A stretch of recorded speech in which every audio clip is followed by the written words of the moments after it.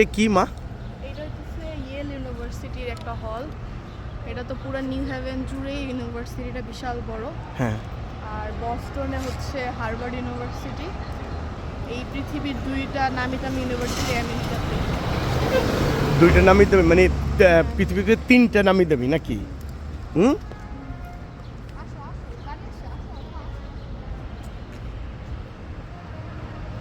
Yale university পরে এইটা কি 3 নাম্বার না?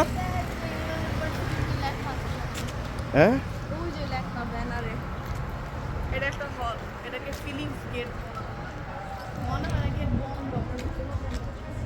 ও ফিলিপস গেট না? গেট বন্ধ মনে হয় ঢুকতে পারবে না। না ওই গেট তো খোলা। খোলা বাট স্টুডেন্টরা ঢুকতে পারবে না। জিজ্ঞেস করো।